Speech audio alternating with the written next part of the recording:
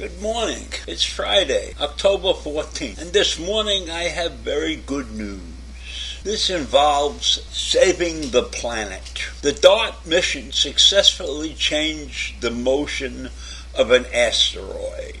Now DART, D-A-R-T, stands for Double Asteroid Redirection Test. And this test changed the trajectory of the asteroid Dimorphos when the NASA spacecraft intentionally slammed into this space rock. And it slammed into it on September 26th. To many out there, I think they'll just look at this and say we're wasting a lot of money futzing around in space. But the object of this mission is to save the planet, to keep objects, and there are millions of them out in space, flying around freely, from one day landing on Earth and causing mammoth destruction.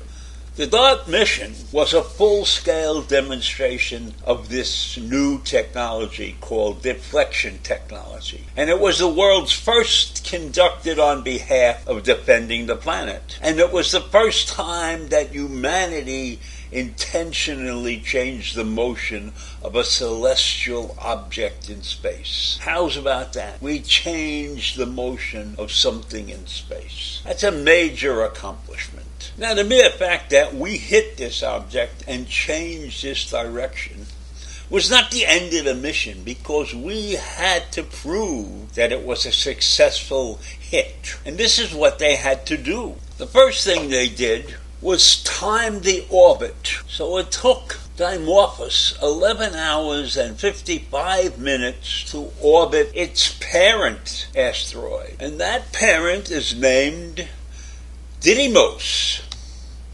So what we have here is a situation where asteroids are like moons. They circle around a bigger asteroid, just like a moon circles around the planet. So one could say that asteroids have their own little planetary system. So we had to know a lot about the planetary system of Dimorphos before we could consider this a success. So our astronomers used ground-based telescopes to measure Dimorphos' orbit, which had changed after the impact.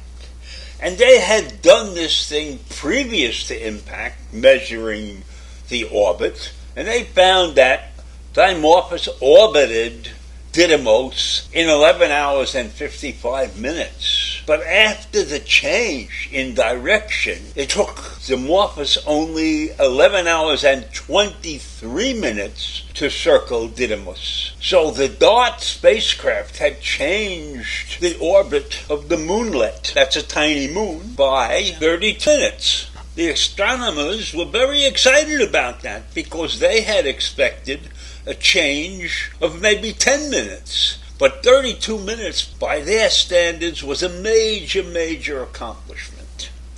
So needless to say, the astronomers were extremely happy with the results of their DART experiment. I call it an experiment because it's not really in 100% production phase yet.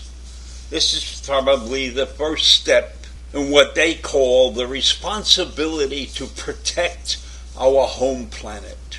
Just after all, they said, we only have one planet.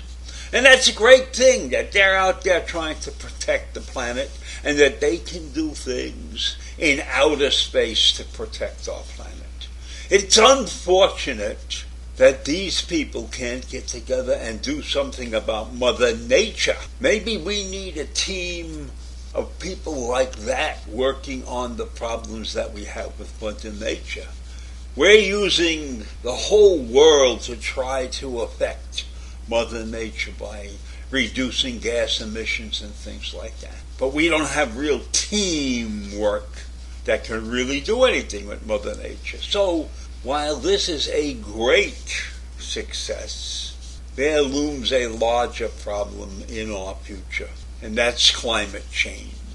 But our bottom line here is that the mission shows that NASA is ready for whatever the universe throws at us. Unfortunately, Mother Nature is not a part of the universe. And I am sorry I am bringing this topic up like this when this was supposed to be a great day. But it is a great day, and we should take this as a small measure of how successful we can be. This teaches us something, and I wish that many more in our society would pay attention to people doing work like this. This is a combined effort with a lot of thought and a lot of information and a lot of hard work that went into this project. And so this is the start.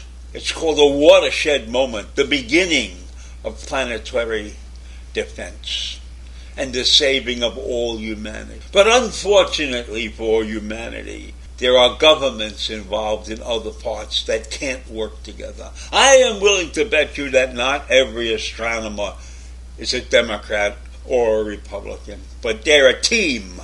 And I think we have a lot to learn by this, that we have a team of experimenters, a team of astronomers who are capable of coming together and having a wonderful scientific moment.